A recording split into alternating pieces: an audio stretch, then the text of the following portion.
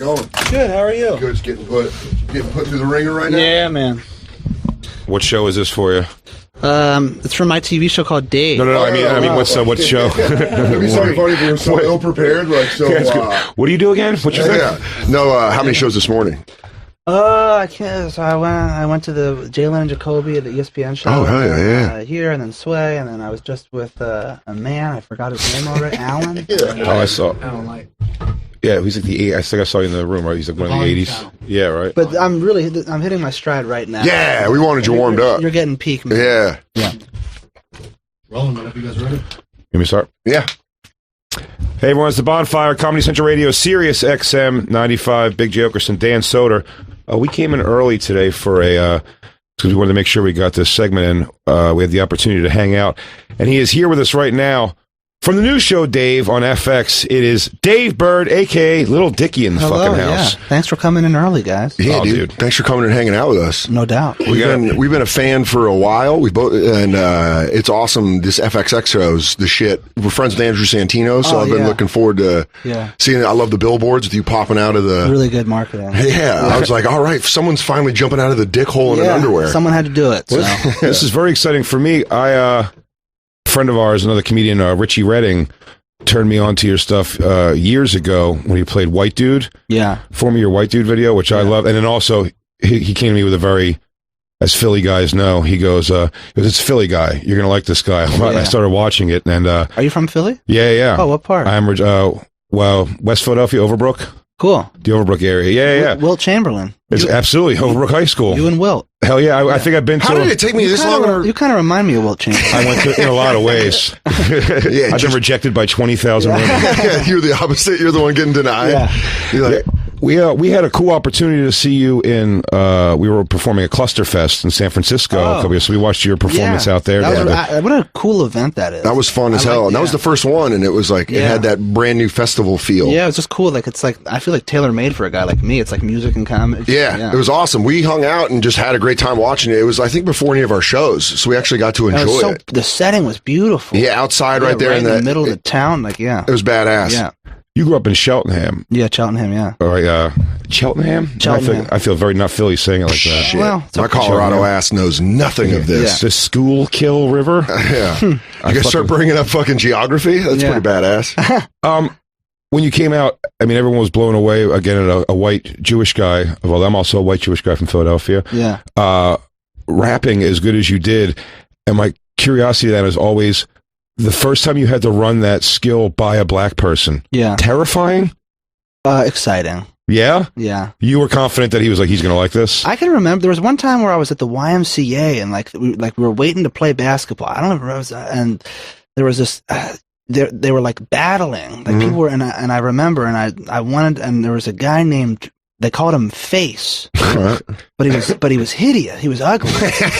So it wasn't a good nickname. And I remember he probably didn't name himself. I guess. I remember I guess battled him or whatever, but it was like brief. It was like one line, but it like went over so well, and it was a really great moment. Yeah. So you just shit on him, and you're like, oh, hey, it's cool. Look what I can do. Yeah. When you put out Ex-Boyfriend, I know there's like the story of like people telling you like, don't do that. You're going to ruin your career. Has anyone since then apologized for being wrong?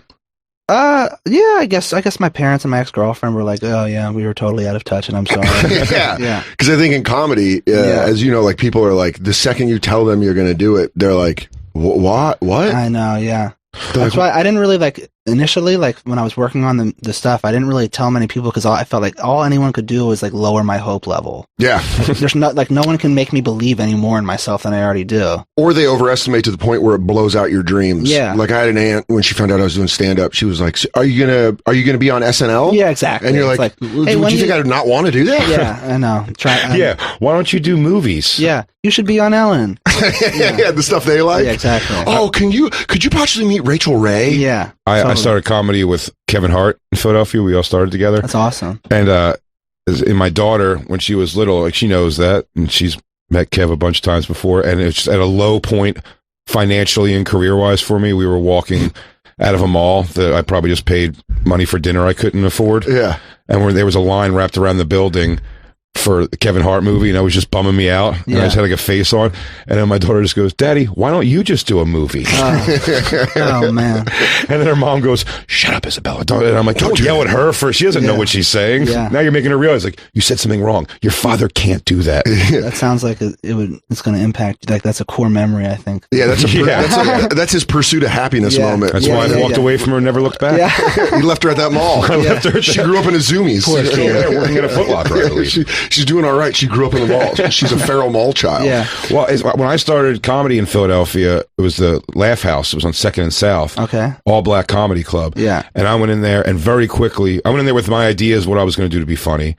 And then very quickly just started mimicking what I saw, because I saw what killed in a black comedy room. Mm-hmm. And it took a long time to develop my own kind of thing out of that. When you first started doing it, were you kind of like mimicking what you thought like your favorite rappers did was? Or because I think you have a very unique, very, very unique thing, even in like the flow of how you do your thing. So like, I don't know. I feel like I've always kind of, my whole life really just been myself, and it's been embraced by whoever's right there. But, you know, I'm sure I modeled like my rapping off of other like just like taking pieces of like, oh my God, Drake, and oh my God, Nas, and oh my God, Eminem. And so I think I'm just like, all I am at the end of the day is like a fan of hip hop. And you know, no one like comes out of the womb rapping. Yeah, sure. So like you just listen. It's like you listen, and then you just. I think every rapper must listen and just take like what they like and apply it to their own music. Probably any art like that in general. Yeah, I think comedy's like that. I remember coming up and like Nate Bargatze just being like, "You're doing a little too much Bill Burr. You're leaning on the mic stand too much," and you're like, "Oh fuck, okay," and you don't realize you're mimicking someone because you're just trying Dave Attell. Yeah, a lot. Yeah. But now you're doing Dave on FXX, and does it feel like when you started, you know, pursuing rap and doing that kind of stuff, where it's like just like you just jump into it and then it's happening? Well, I guess so. Like, yeah, like I've never acted or written for, you know, besides like my 3.5-minute songs that rhymed, you know what I mean? So it's like a totally different thing. So I definitely did just jump into it. But I feel like my floor as a comedian and an actor and a writer is like so much higher than like my floor, like my base level entry, I think is like I enter, truly I feel like one of the greats. That's how I mean? Yeah. And like with music, like it's taken me like even like I listen to my old music, like, and I think it sucks, and I don't know how I believed in myself the way I did. But now I feel like I've evolved to a place where like I could play Jay-Z a song and he'd respect it. Sure. But I feel like I'm entering at the place where like I could play Larry David like an episode and he'd respect it. Like that's my floor right now, and that's exciting because I wonder what my ceiling's going to be. Yeah, well, that's also a good place is to come in and be like, all right, well, there's confidence, and obviously like, you know, FXX is probably like, oh, thank God, because if you came in and you were like, yeah, no, I mean, they took a huge leap, like to give a guy a show who's never done any of this, and then like have the show beat all it's like called Dave. It's like, you know what I mean? Like it's a huge leap of faith on their end, but I feel as though they are actively being rewarded every week. Yeah, and we had Santino on the show a couple weeks ago, and he was saying how much fun it was to make, and how good of a time he did. Yeah, super funny. Yeah, it really felt like honestly on set every day, it felt like you're just hanging out with your friends. Yeah, and that's great because he plays your best friend in the show. Yeah, and that's kind of the vibe you want. Yeah, it's like I really do get dinner with him and like hang out. Like I actively enjoy his friendship in real life. So it's really not that hard to like translate that on camera. Yeah, absolutely. You live out in LA? Yeah, LA, yeah. How long have you lived out there for? I've lived there for like 5 or 6 years. Okay, so when you started everything out, you were still in Philly? No, I actually lived in San Francisco for 3 years when like all of my early stuff came out. I shot all my first videos in San Francisco. No shit. To San Fran. What'd you say? What made you move to San Fran? A job. I worked in an ad agency called Goodby Silverstein and Partners, so I was like a copywriter. Yeah? Yeah. And then you're just like, and then at night just going out and or on the weekends making the videos? Weekends, yeah. Yeah. But like working there was actually huge because like they have a whole production wing there, so I was able to see like, oh my God, it's so possible to make things. Like, look, they have all these cameras and lights that I borrowed the lights, and like they let me like have their resources for the videos. So it's like, had I not worked there, I'm not sure I would have had everything happen the way it did. Yeah, it's a great just ability to have those resources. Yeah. Jay just showed me an awesome video. I've seen a lot of your videos, but I haven't seen Jewish Flow. Yeah. And that's fucking so great. Yeah, the Hitler. Yeah, the Hitler. Yeah. You battle rapping Hitler. Yeah. Was that filmed in San Francisco? Yeah. Yeah, that basketball court. Yeah, my family's from San Francisco, and that looks like it's by Galileo High School. I don't know. Like down by the wharf. Yeah, probably. I was looking at that basketball. I was like, that when he said San Francisco, I was like, that's where that video was shot. Yeah. A hilarious video, but it's so funny with comedy when you take liberties like that. Yeah. Because there's Hitler footage on it. It's used perfectly and hilarious. You battle rapping Hitler. Oh, dude, when he looks away, that made me laugh so fucking hard. But I mean, like, did you catch any flack for that at all? Like almost like that's something people go back to retroactively. Yeah, I don't know. For popularity now. I'm sure there's like, how could he? But I don't know. It's like, I do believe in the art of the joke and the art of comedy, and I believe in pushing the boundaries and like not being scared to make really any joke. Honestly, did you call Ari Shaffir and tell him that? Yeah. You're like, I can't help that guy. Even Dave's like, nah, He's in the mountains right now. He's figuring it all out. He's hiding in the Rockies. Do you get a lot of, this must be the case, like the girls from high school that are now like, remember me from high school? Like, remember I never talked to you in high school? What's up? Well, not really. Not really. I mean, no, because I was always like, kind of like a popular, like a kid. Like, I just wasn't the guy that got girls, but like, like I wasn't getting the women, but they knew, like, I still was like best friends with all of them. Yeah. So it's like, they weren't like, there's not a situation where like people that I didn't know came and been like, hey, remember me? I think people were just happy for me. But even the ones that were your friends, did they like, I'm always surprised we never hooked up in high school. There's like one or two girls that like I always like loved that I've hooked up with since, and it's I was gonna cool. say you go back and conquer. And it feels good. Yeah, it feels good to know that like they're just going through the channels and then FXX hits and they're like, oh, there's Dave. Like I'm arriving as a sexual figure.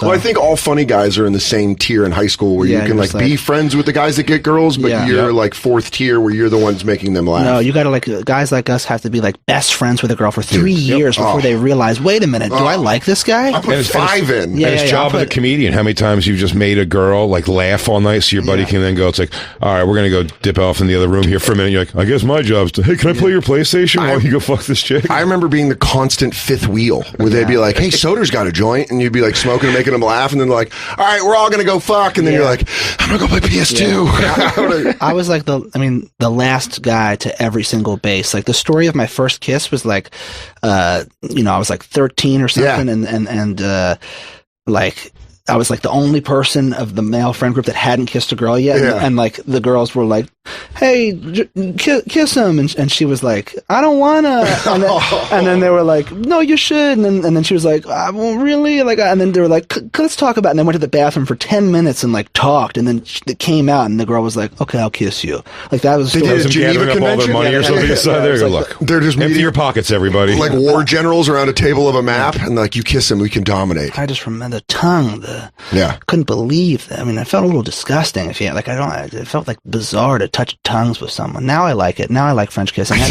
You come around to it? At the time, it was jarring. It was just too much. That would be the headline of this interview. It would be Dave enjoys French kissing now. And you'd be like, what a sensual guy. Yeah. I almost the same exact story. I was like 13 and I was the guy. I hung out with all the bad kids that were like doing cool shit. Yeah. And I was just the one that was like scared to do that stuff. Yeah. Also known as a pussy in middle school. But when I got my first kiss with like the girl I was dating, it was just at a park in front of a playground, and it was just like a quick smash in and then walked away. And I told my best friend, I was like, "Did you see me get some?" And he was like, "You didn't get some." And you're like, I got my first hand job at a park. Hey! And I came into the ground. Like up and into the ground or down, shot into the ground? What if you went back now and there was a tree? A beautiful willow. I was like so old for. I mean, I was like a senior in high school getting my first hand job. Just getting popped off in the park. Because I have a fucked up dick, so I was like very like insecure about it. What do you mean? Like, what's wrong with it?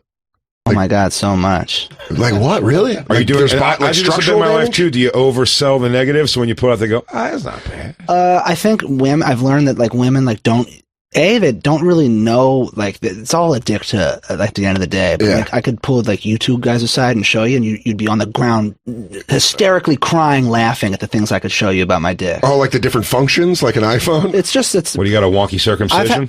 I first off, I came out of the womb, I had a tangled urethra. They had to immediately do emergency surgery to, like, fix my, like, save my dick. In the show. Yeah, everything, all this stuff. And so, yeah, my dick, watch the show to find out the info. To get the full dossier on your fucked up dick. But so that's like, that was always so I would be scared to, like, I remember the first time I had sex. Yeah. It wasn't like, oh my God, I'm having sex. My thought was like, oh my God, your dick functions. Yeah. Like you have a functioning dick. Like it can work and go in a girl and like not like break in like I thought my dick would like break. I'm surprised. Usually I can fuck. Yeah. Usually thin Jewish kids in my neighborhood have big hammers. Yep. Well, I have like honestly, my girth is rock solid. Okay. I've measured everything. So I have a 90th percentile girth. If you do, wow, you have a Coke can, huh? But 10th percentile length. All right. So 50th percentile dick. But then when you take into account all like you're a power hitter. Yeah. I come in and, I'm doubles and homers. You're just fucking dropping at the warning track every time. A lot of strikeouts. Has a woman, upon first seeing it, had a highly negative reaction? No, the only time any girls ever like noticed anything was the first time I ever showed it to a girl, and so that was really scarring. Yeah, because it coming she was out. Like, wait, isn't? And then I was just like, oh no, it's true. Yeah, it's true. Yeah, that's got to be hard, especially on the first showing. I used to be, incredibly. Like controlling the lighting at all times. Like I would like be dating girls for years without them even knowing. They haven't even seen my dick because I was just like maniacal in terms of like the lighting. And like when I'd walk out of a room, I'd be like, all right, I'll catch you later. Oh, I'm with you. I'd like throw my, then it's like you got to pick like back acne or fucked up dick. Like, how are you going to light this thing? You're just in a room. I swear to you, if I felt like my dick had the length enough to really just pull out of a zipper, I would do that. But it's part of the insecurity is that I'd be like, you go full bodysuit? Yeah, you're going to get that zipper inside of you before my dick buries in. Oh yeah, I could never fuck a girl through a zipper. Yeah, that's crazy. Yeah. That's why I've always been intrigued by porn videos, car blowjobs. I couldn't imagine. That seems like it would be like impossibly uncomfortable. When I'm like this, if I had a boner, it's like. Yeah, it's 2 inches long. You have to like just lick it like it's a thing on a surface. It would almost be like you were having a fucking pig in a blanket with Gene on your face. Yeah. Would be the only way. Yeah, I feel like she'd be trying to with everything to pull it to get out of my zipper, and then my belly would be pushing her head into the horn. Dude, I don't think girls can understand that if you're sitting as a man, you can make your dick disappear into you. Well, it's like I can't even sex from the side. Like when I try to fuck from the side, I like lose my whole dick. Yeah. Like my balls, like. This is my girlfriend Christine. We've had this argument plenty of times. She goes, she's told me stories in the past. She goes, and then the guy just woke up in the morning and started having sex with me sideways. I really like that. She's giving a lot of hints to how much she likes that for 9 years. And I'm like, I can't do it. It's beyond my capabilities. There's nothing worse than like trying a sexual position only to realize you can't do it because your dick's not long enough. Like there's no worse feeling. Okay, stop. You got to shut it down. Stop. Or how about a girl... wildly and frivolously riding on top of you. I don't think I've ever felt comfortable like that. You start feeling like she's getting up, you're like, you're going to come off this thing and break it in half when you crash your taint down on it. I'm very, my dick is made of, like, minced meat. Like, I need, like, very slow, delicate sex. Yeah, I almost helicopter parent a girl when she's riding me where I'm like, watch out. No, be careful. Have you heard there was a UFC fighter whose boner snapped in half? Yeah, I saw that.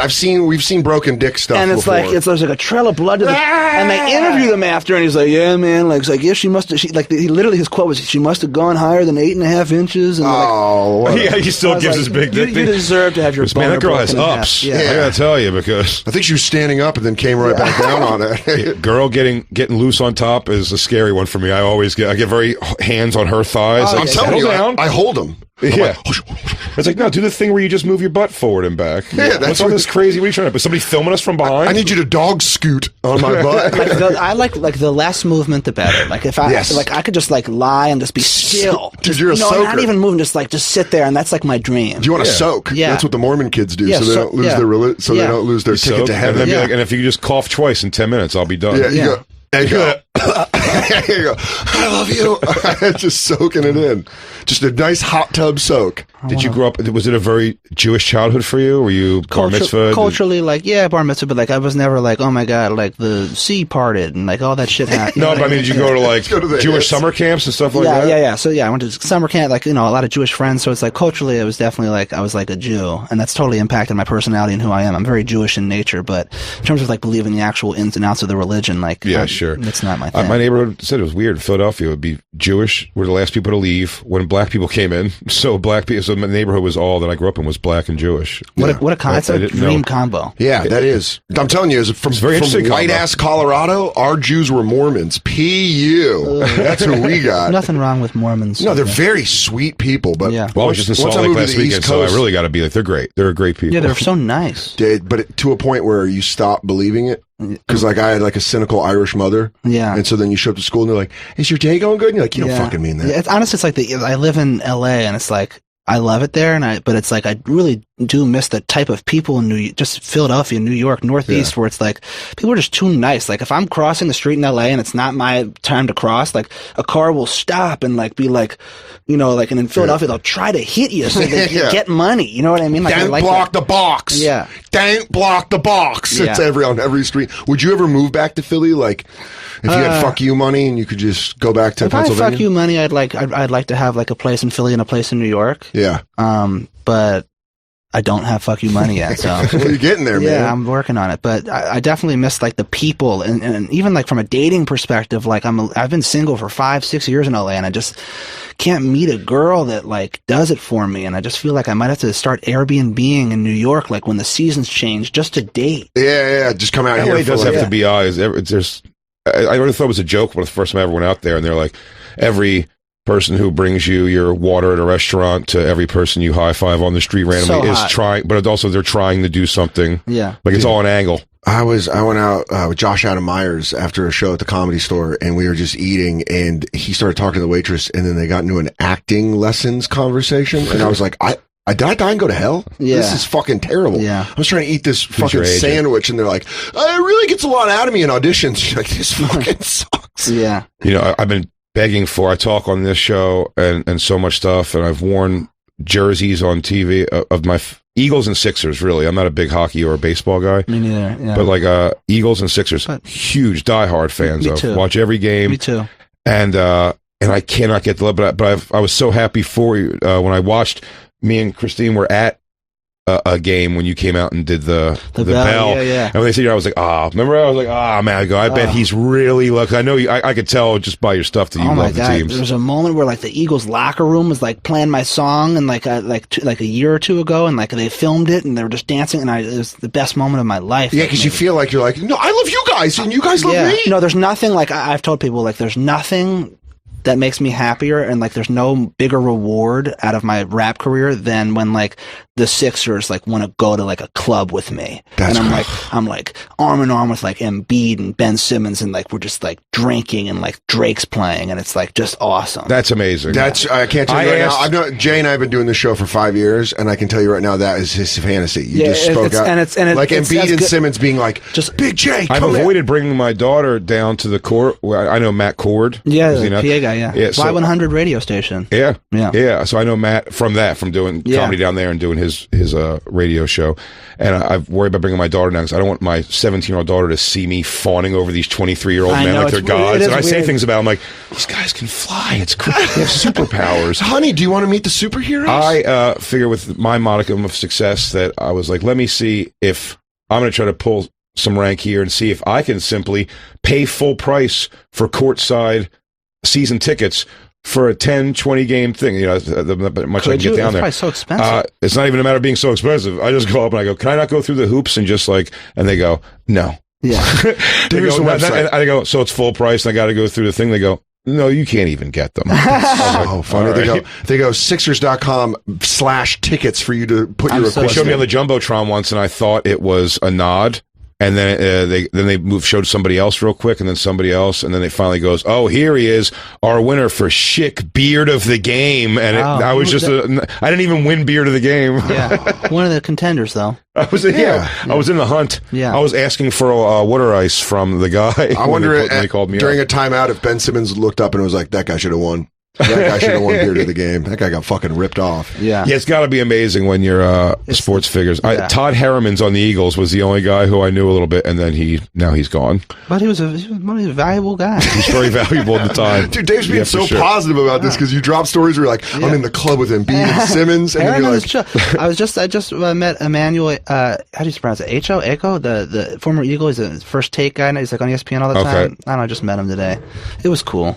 Yeah, no, it is to meet your heroes. We missed Jerry Rice, Dan's Niners, and we missed Jerry Rice. 49ers fan. Oh yeah. I got to meet Steve Young this year. That was pretty cool. But you didn't know who I was. I want to. One of my dreams is running routes for Brady. Just really crisp, like give him a whole route tree. Oh, you mean give him like a nice slant, give him a hitch and go, and just like really like just like. Do you hope that he would be like, hey Dave? That was a good 10 and out. Yeah, like I did. As you turn the balls right there. I think I'd be like a really good route runner. Okay. Not like I don't think I have like immense speed or. So you'd be like an Amendola. You'd be like able to go across the middle, take a huge hit. I would, for every inch. I gotta say, I'm still trying to process. You didn't say McNabb and Tom Brady instead. Well, I love Don McNabb. I love him. I'm a big McNabb guy, but Brady is the best. He's like the Michael Jordan of football. Does he have a fantastic DUI video where he that sounds like a 15-year-old? That Donovan McNabb DUI video is one of the best videos I've ever seen. Where'd you come from, sir? My friend Mark's over there. He drove over there. Where? Say again. Whose car is it? He goes, I was just holding my friend's car. I was holding my car for a friend. And you didn't drink at all? He goes, I mean, beer maybe. It really looks like an episode of Cops. I love Donnie. He doesn't get the respect he deserves. For real. He doesn't. He really got. He was a great quarterback. Do you think without Terrell Owens, that team would have been back to the Super Bowl? Do you think like if Terrell Owens isn't there, they go back in 05 or 06? If he isn't there? If he isn't. Because he created... I mean, the interviews have came out now that Terrell's the one... Yeah, they cannot get in there without T.O. Like, I don't... Because I'm a 49ers fan, and I watched him tear apart the 49ers on his way out. Yeah, but it's like at the same time...